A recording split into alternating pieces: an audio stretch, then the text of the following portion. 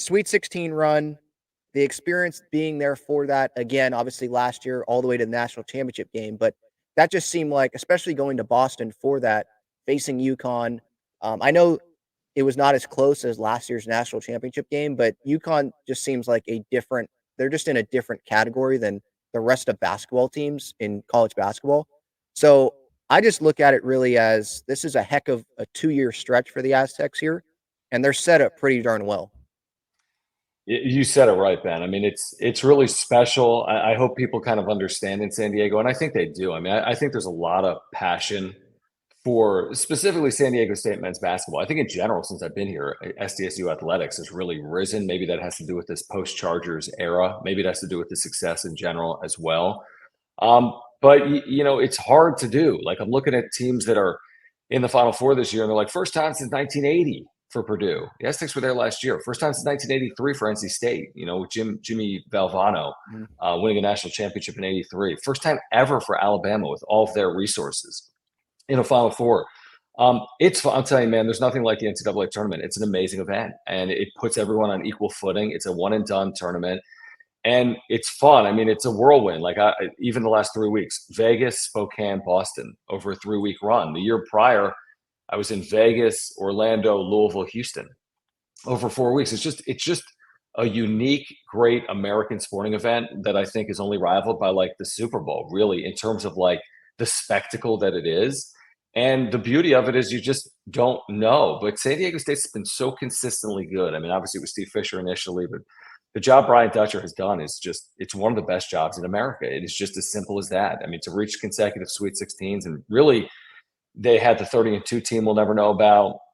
They've been in the tournament 5 straight years if you include 30-2, and how can you not? And 6 of 7 years under Brian Dutcher. So it's been a hell of a ride. Boston was a really cool experience. I'm with you. Connecticut, I think, is just a cut above. I think they're historically good. They got to prove that this week in Phoenix. But if they win it again, they're historically good. They're one of the greatest college basketball teams ever if they can complete a 2-year run like they're in the midst of potentially completing. So it doesn't take away from San Diego State. That's what I've been saying. I mean, you can't take away from a Sweet 16 team.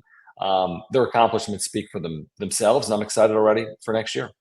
Yeah, so set the table for what's coming up here. Obviously, Chris Acker goes to Long Beach State, so there's going to be an assistant that is going to have to come in and be on Dutch's staff. Micah Parrish, is he going to come back? Reese Waters, I believe there's a question mark there as well. Lamont, he's done, right? Or does he have No, he's got a year of eligibility. Okay, that's interesting. I was not thinking that would even be a possibility, but what are the chances of those guys coming back and just kind of set this table for this off season here now for San Diego State? Yeah, I mean, every offseason is so critical with the portal. Basically every player on every team is now a free agent, which is incredible. I mean, even a year ago, you wouldn't have said that because there was a one-time transfer exception where you could transfer without sitting out. That's what it was deemed a year ago. But essentially, courts have gotten involved, and the NCAA hasn't challenged it, which is you can transfer as often as you'd like.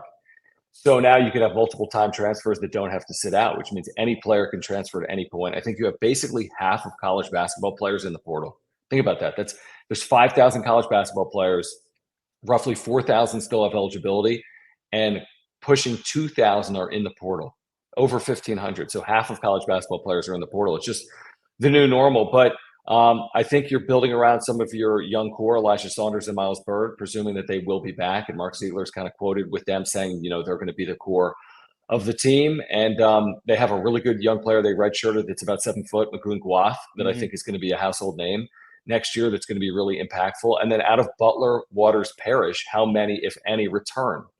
And that's critically important. If you get 2 of those back, I think you're well on your way towards being towards the top of the Mountain West Conference and putting yourself in position to make the NCAA tournament. And then what they do in the portal, they don't have the same resources as Kansas or Kentucky when it comes to name, image, and likeness with their collective, but they're doing well. I mean, their collective will be over $1 million for the upcoming year, which gives them a little bit of wiggle room when they go out into the portal. Plus, they have like a really highly sought after class in terms of a freshman class that doesn't necessarily impact you day one, but they have multiple 4-star players out of Las Vegas that are coming in for next year. So I think they're set up well when you consider the landscape of college basketball and how volatile it is. Dutch has always done well in his staff in the portal. I mean, they pick the right player. They get the right fit. I'm sure that's what they'll attempt to accomplish this year. But yeah, I mean, Waters, Butler, Parrish. I think if you get a couple of those back, you're putting yourself in a position where you can hopefully run this back again in 2025.